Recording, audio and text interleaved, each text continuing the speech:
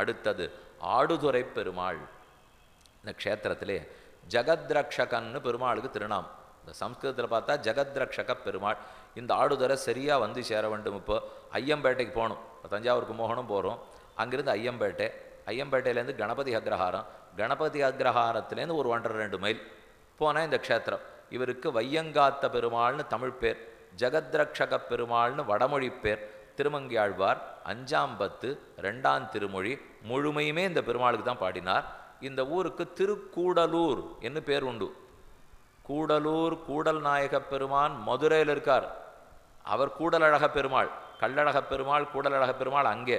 ஆனால் அடியன் சொல்லிட்டு இருக்கிறது இப்போ கும்போணம் இந்த பக்கத்தில் இருக்கிற இங்கே நாம் பார்க்குற இப்போ கணபதி அக்ரஹாரத்துக்கு பக்கத்தில் இருக்கிற ஆடுதுறை பெருமாள் வையங்காத்த பெருமாள். இந்த பெருமாள் எந்த வையத்தை காத்தார்? பூமாதேவியாகிற வையத்தை காத்தார். இது வராக க்ஷேத்திரம். வராக பெருமாள் பூமாதேவியை ரட்சிப்பதற்காக இங்குதான் பூமியை குத்தி கொண்டு உள்ளே புகுந்தாராம். புகுந்து எழுந்த இடம்தான் ஸ்ரீமுஷ்ணம். நடுநாட்டில் பக்கத்தில் ஸ்ரீமுஷ்ணம்னு வருது, அது பாடல் பெற்றதல்ல.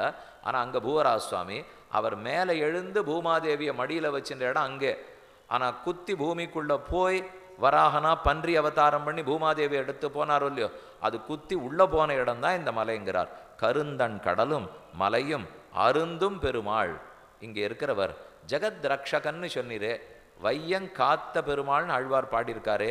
சேற்றே குழவர் கோதை போதூன் கோற்றேர் முரலும் கூடலூரேன். நன்ன தேன் முரலுக்குரிய கூடலூர் வராக பெருமானுடைய க்ஷேத்திரம் இது. வையங்காத்தவர் என்ன ரட்சித்தார்? வராகனை ரட்சித்தார்னு 1. 2 அம்பரீஷ மகாராஜாவை ரட்சித்தவர் இந்த பெருமாள். அது யார் சுவாமின்னா, ஏகாதசி விரதத்தினாலேயே அம்பரீஷருக்கு ஏற்றம். ராமனுக்கு முன்னாடி இருந்த ராஜா ஏகாதசி தோறும் விரதம் இருப்பார். துவாதசி அன்னைக்கு கார்த்தாலே 8:15 9 மணிக்குள்ளே பாரணம் பண்ணிடுவார். அதான் பாரணம் பண்ண வேண்டிய நேரம்.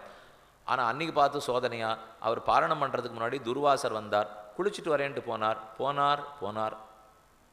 வரணும் இல்லையோ, குளிச்சுட்டு சீக்கிரம் வந்தால் தானே இவர் உட்காந்து சாப்பிட முடியும். நாழியாருது 7:45 ஆச்சு, 8 ஆச்சு, 8:30 ஆச்சு.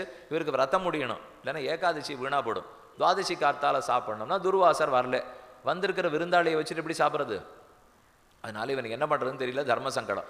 ஒரு பாத்திரம் தீர்த்தத்தை எடுத்து சாப்பிட்டான். தீர்த்தத்தை சாப்பிட்டா ஏதோ வாய்க்குள்ளே போன கடக்கு, விரதம் முடிஞ்சு போச்சு. தீர்த்தத்தை சாப்பிட்டா விருந்தாளியை வச்சுட்டு சாப்பிட்டுட்டோங்கிற அளவுக்கு குறையில்லை. ஏன்னா சோறு சாப்பிடலையோ இல்லையோ, அதனால அது கணக்கு. தப்பிச்சுட்டோன்னு நினச்சி நிற்கிறதுக்குள்ள துர்வாசர் வந்தார். நீ தண்ணீர் குடிச்சிட்டியான்னு கோவப்பட்டு பிடி சாபம் கை தூக்கினார். இவனுக்கு கூடவே பெருமாளுடைய சுதர்சன சக்கரம் எப்பவும் இருக்கும். அது பார்த்தது நம்ம பக்தனை நீ யார் சாபம் போடுறதுக்கு, அவன் எல்லாம் ஒழுங்காத்தான் நடந்துட்டு இருக்கான், உம்மை விட்டே நான் பாருன்னு துர்வாசரை துரத்த ஆரம்பிச்சது. இவர் ஒவ்வொரு லோகமாக போய் எல்லார்ட்டையும் தேடினார். சிவபெருமான்கிட்ட கேட்டார், பிரம்மாவிடத்தில் கேட்டார், திருமால்கிட்டே கேட்டார். ஒருத்தரும் உதவ மாட்டேன்னுட்டா. அவள் எல்லாரும் சொன்னது, பகவான்கிட்ட அபச்சாரப்பட்டா பெருமாள்கிட்ட வாங்கோ, ஒரு பக்தனிடத்தில் அபச்சாரப்பட்டா அங்கே போங்கோ, இங்கே வராதிங்க.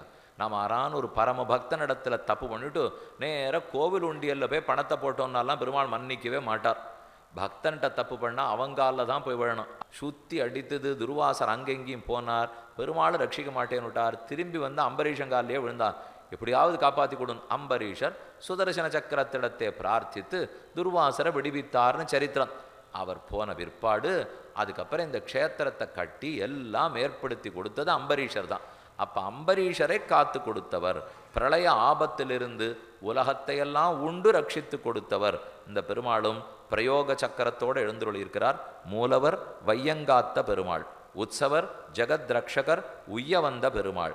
திருநாமம் நின்ன திருக்கோலம், கிழக்கே திருமகமண்டலம், பிரயோக சக்கரம். கீழே திருவள்ளரையில் சொன்னேனே, எப்பவும் முடிச்சுருக்கிற சக்கரம் இப்படி. பிரயோக சக்கரம்னா பிரயோகம் பண்ணுறதுக்கு தயாராக இருக்கார். இதை விடணும்னா இப்படியே விட முடியாது இல்லையோ, இதை விடணும்னு இப்படி திருப்பித்தானே சக்கரத்தை விடணும். அந்த திரும்பி நிலையினா இப்போ தயாராக விட போகிறார்னு அர்த்தம். அதை போல பிரயோக சக்கரத்தோடு எழுந்துருள் இருக்கிறார். வராகனூர் புகுந்து ரட்சித்தார். அம்பரீஷ மகாராஜா கட்டின கோவில் மண்மூடி போய் காவிரியாலே வந்து எல்லாம் ஜலத்தில் அடிச்சுன்னு படுத்து. அதுக்கப்புறம் ஒரு முறை ஜலத்தில் அடிச்சுன்னு போகிறச்சே இந்த விக்கிரகங்கள்லாம் போய் ஜாகிரதையாக ஒரு இடத்துல தங்கின. ராணி மங்கம்மாள் இருந்த காலத்தில் பெருமாளுவிற்கு சொப்பனத்தில் சாதித்து வந்து என் கோயிலை மறுபடியும் நிர்மாணம் பண்ணி கொடு. ராணி மங்கம்மாள் வந்து தான் மொத்தத்தையும் நிர்மாணம் பண்ணினார். இன்னைக்கும் அவளுக்கு கோயிலுக்குள் சிலை உள்ளது. ஏன்னா இப்போ பெருமாள் சிலையெல்லாம் பார்த்துருக்கோம், சில ராஜாக்களுடைய சிலை வச்சுருக்காருன்னா அவள் தான் அங்கே கைங்கர் பண்ணியிருக்காருன்னு அர்த்தம். ராணி மங்கம்மாள் சிலை இருக்குது. இங்கே மட்டும் கூத்தாடும் ஆஞ்சநேயர் இருக்கார். எல்லா இடத்துலையும் வீராஞ்சநேயர், வினயாஞ்சநேயர், பக்தாஞ்சநேயர், யோகாஞ்சநேயர் பார்த்துருக்கோம் இல்லையோ. இங்கே என்னென்னா நர்த்தனாஞ்சநேயர் கூத்தாடிகிட்டே இருப்பார். இந்த கோவிலில் ஓஹோன்னு உற்சவம் நடந்தது தான். ஆஞ்சநேயர் அந்த பக்கமாக போயிட்டு இருக்கிறச்சே உற்சவம் சேவிச்சுட்டு போகும் நின்னாராம்.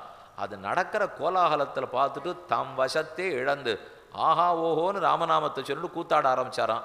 அந்த கூத்தாடுற ஆஞ்சநேயரே இன்னைக்கும் கோவிலுக்கு முன்னால் இருந்து ரட்சித்து கொண்டு வருகிறார். சுத்த சத்தமயமான விமானம், பத்மாசனி, புஷ்பவல்லி தாயார், பெருமானுடைய ரக்ஷணத்துக்குன்னே கூட எழுந்துருளி இருப்பவர். பெருமானுடைய விமானம் சக்கர தீர்த்தம், தீர்த்தம் சுத்த சத்வ விமானம். இவையெல்லாம் ஆச்சரியமான ஆடுதுறை பெருமாள் திருக்கூடலூர் ஜெகத்ரக்ஷக பெருமாளிடத்தில் தரிசித்தோம்.